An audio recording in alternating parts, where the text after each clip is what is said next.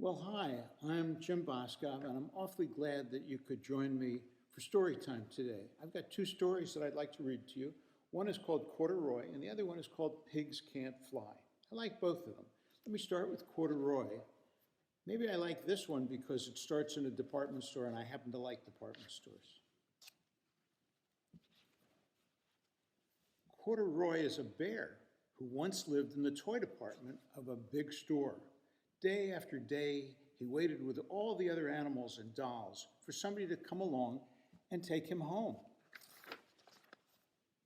The store was always filled with shoppers buying all sorts of things, but no one ever seemed to want a small bear in green overalls. Here's Corduroy sitting up on the shelf. Then one morning, a little girl stopped and looked straight into Corduroy's bright eyes. "Oh, Mommy," she said, "look, there's the very bear I've always wanted."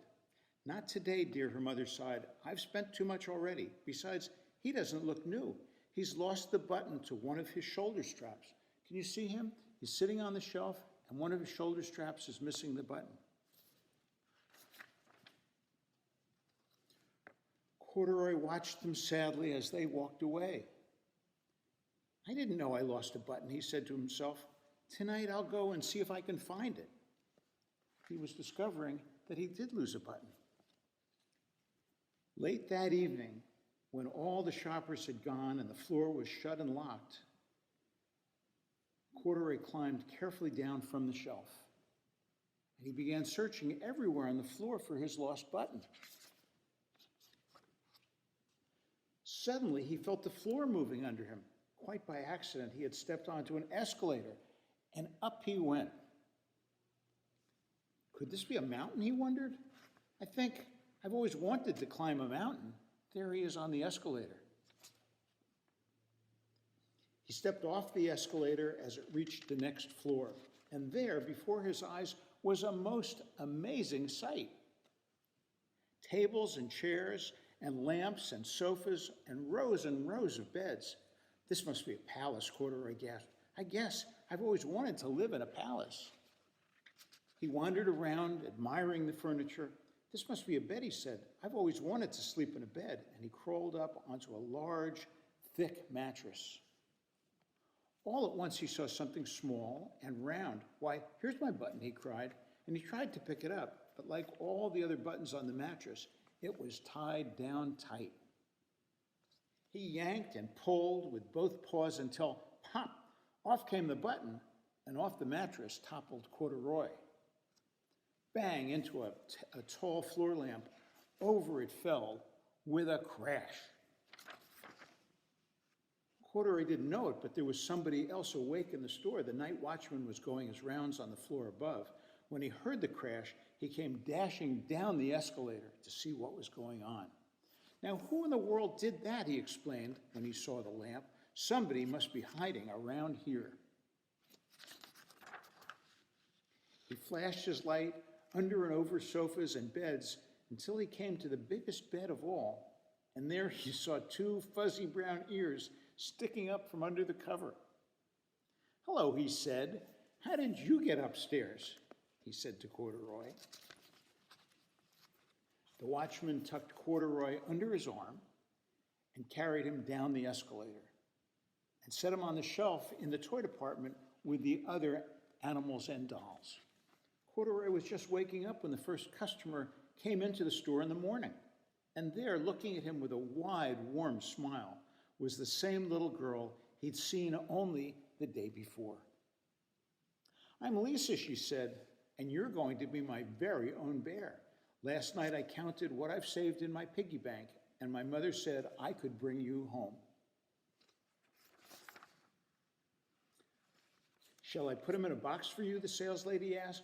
"Oh, no, thank you," Lisa answered, and she carried Corduroy home in her arms. She ran all the way up 4 flights of stairs into her family's apartment and straight into her own room. Corduroy blinked. There was a chair and a chest of drawers, and alongside a girl-sized bed, a little bed just the right size for him. The room was small, nothing like that enormous palace in the department store. "This must be home," he said. I know I've always wanted a home. Lisa sat down with Corduroy on her lap and began to sew a button on his overalls. I like you the way you are, she said, but you'll be more comfortable with your shoulder strap fastened. You must be a friend, said Corduroy. I've always wanted a friend. Me too, said Lisa, and she gave him a big hug. So Corduroy found a home and a friend. It's a nice story. The other story that I like is a story called Pigs Can't Fly. And I like it because in the end, Pig discovers that being a pig and being who you are is really good. And you don't have to pretend to be anything that you're not. So this is a book by Ben Court called Pigs Can't Fly. Pig was feeling fed up. I'm bored, he moaned. Bored, bored, bored, bored, bored. There must be something to do that's fun, and I'm going to find it. So off he trotted. Giraffe was grazing on the leaves at the top of the trees. Pig gazed up at him. I bet exciting things happen to giraffes, he sighed. Suddenly, Pig had a clever idea. Pig made some stilts, then he went for a walk to try them out.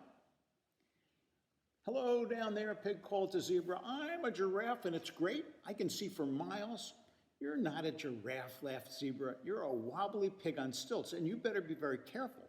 Pig hobbled off in a huff, but he didn't get very far. Crash! Oh dear, Pig sighed as he dusted himself off.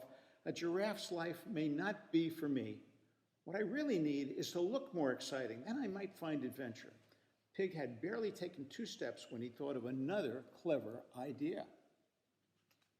He got out his paints and he gave himself a wonderful new coat. Then he went for a run to show it off. Can you see his new coat? He gave himself stripes like a zebra. Hello there, Pig said to Elephant. I'm a zebra and it's great. I have stripes.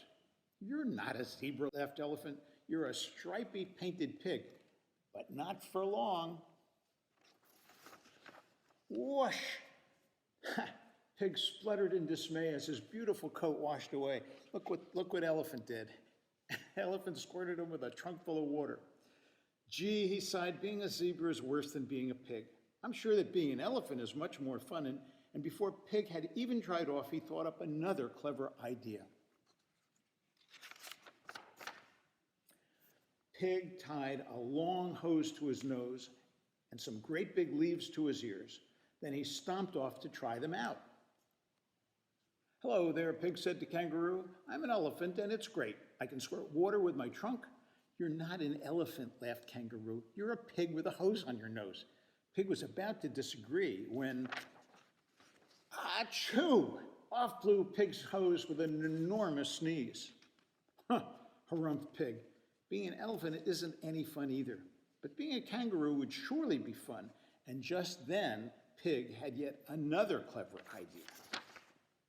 Pig tied some super springy springs to his feet. Off he bounced to try them out. Hello there, Pig said to Parrot. I'm a kangaroo and it's great. I can jump as high as a house. You're not a kangaroo, squawked Parrot. You're a silly pig on springs, and you can't bounce very high. Pig was so hopping mad at Parrot's words that he bounced higher and higher until he bounced right up into a tree and he got stuck. Pig wriggled and wiggled. If only I could fly, he huffed as he scrambled back down. This gave Pig his cleverest idea of all. Pig found some feathers and a shell, and he made himself some wings and a great big beak. Off he flapped to test them out.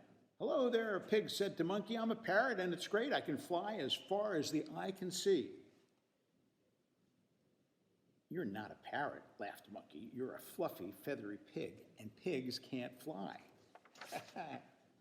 Monkey was right. Pig plunged like a stone into the mud below.